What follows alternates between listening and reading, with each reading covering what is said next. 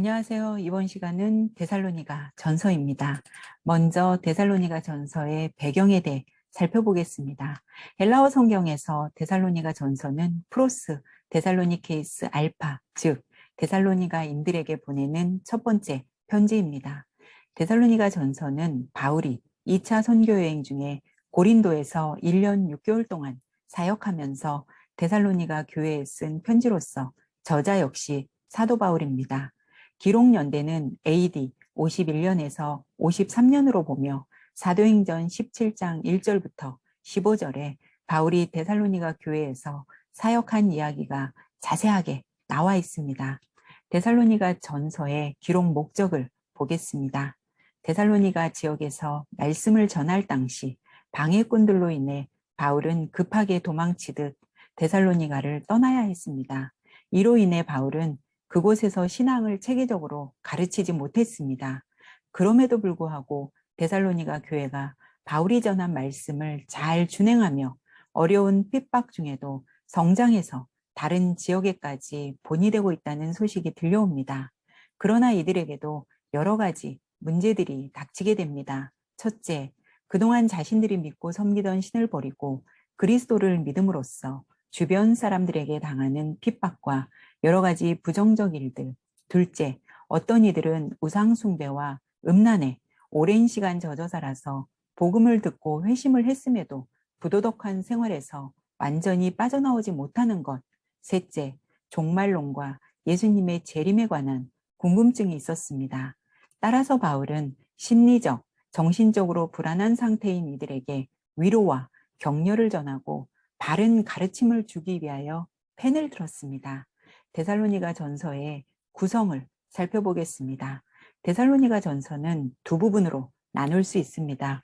1장부터 3장은 교인들에 대한 감사와 목회적 회고, 4장부터 5장은 종말에 대한 교훈입니다. 데살로니가 전서의 핵심어는 경고함과 재림입니다. 사도 바울은 데살로니가 교인들에게 헬라의 이교적인 배경에도 불구하고 신앙 안에서 흔들리지 말고 경고히 서라고 명령합니다. 그리고 재림에 대한 올바른 견해들을 가르치며 교훈합니다. 그럼 데살로니가가 어떤 도시인지 알아보겠습니다.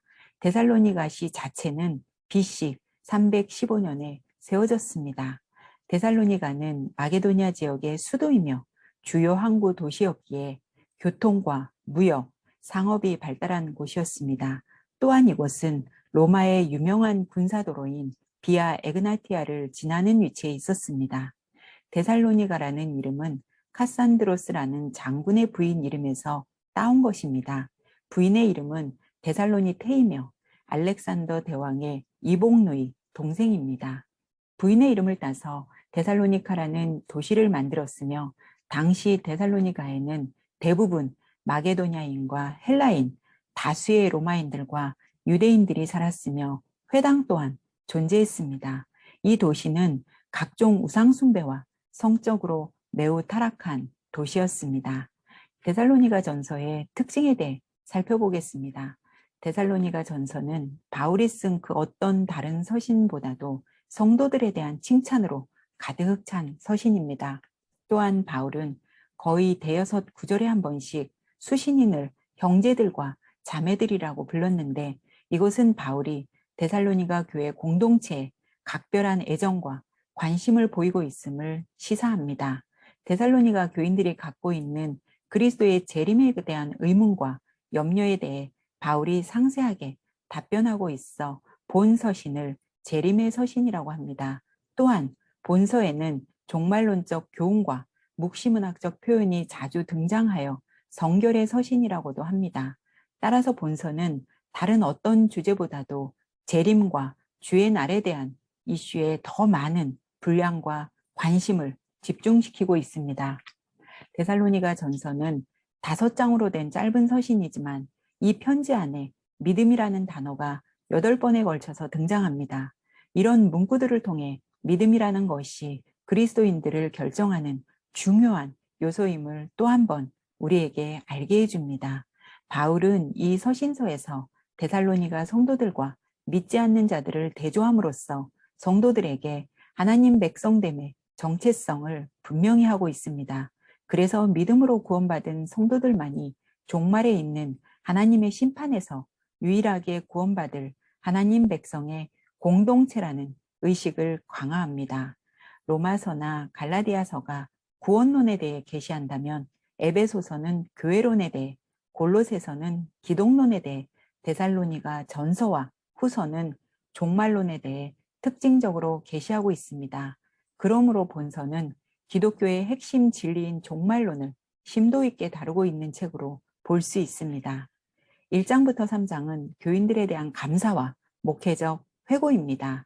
서로는 매우 간략하지만 두 가지 눈에 띄는 점이 있습니다. 첫째, 서두는 3명의 저자, 즉 바울과 실루아노, 디모데를 밝히고 있습니다.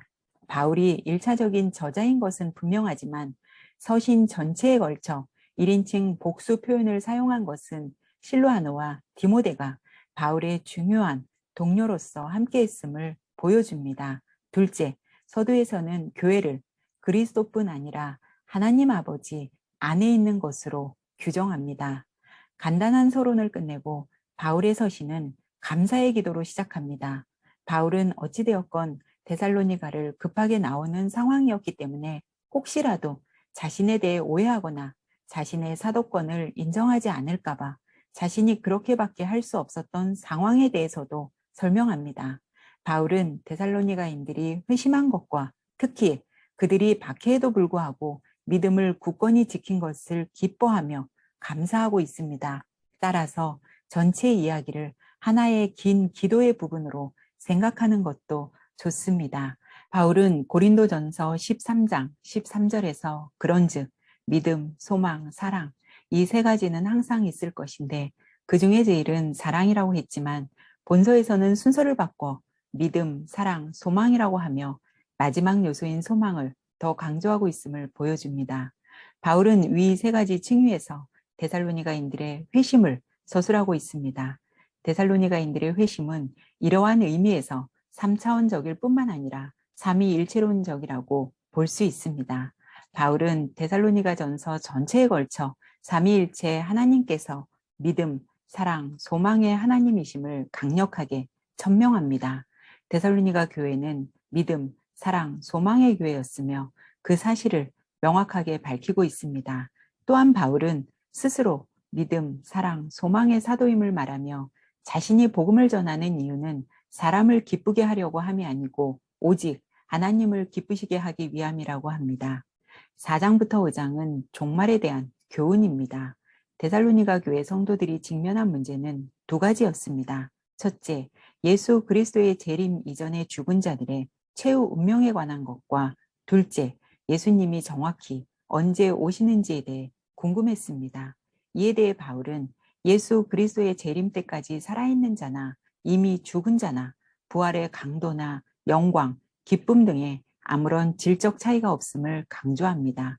또한 그 때와 시기는 아무도 모른다고 말하며 주의 날은 도둑같이 오고 갑자기 오실 것이니 성도들은 늘 깨어 정신을 차리고 피차 권면하고 덕을 세우라고 합니다. 그럼 재림을 기다리는 그리스도인의 삶은 어때야 할까요? 수고하고 다스리며 권하는 자들을 사랑 안에서 가장 귀히 여기고 서로 화목하고 게으른 자들은 권계하고 신앙 안에서 믿음이 약한 자들은 더욱더 격려하고 힘이 없는 자들을 붙들어주고 모든 사람에게 오래 참으며 악으로 악을 갚지 말게 하고 항상 기뻐하고 쉬지 말고 기도하고 범사에 감사하고 성령을 소멸하지 말고 예언을 멸시하지 말고 범사에 헤아려 좋은 것을 취하고 악은 어떤 모양이라도 버리라고 권면합니다. 사도 바울은 주님의 날이 어느 때든지 갑자기 올 수 있음을 그들이 알기 원한다고 합니다. 이 사실에 비추어 그들은 어둠이 아니라 빛 가운데 살아야 하며 정신을 차리고 사랑과 구원과 소망으로 살아야 한다고 권면합니다. 예수 그리스도의 재림이 가까워져 올수록 성도들은 세상 한가운데서 하나님의 통치를 선포하고 실현할 책임을 부여합니다. 끝으로 그는 주 예수 그리스도의 은혜가 그들과 함께하기를 기원하는 바울 자신의 전형적인 스타일로 편지를 마칩니다.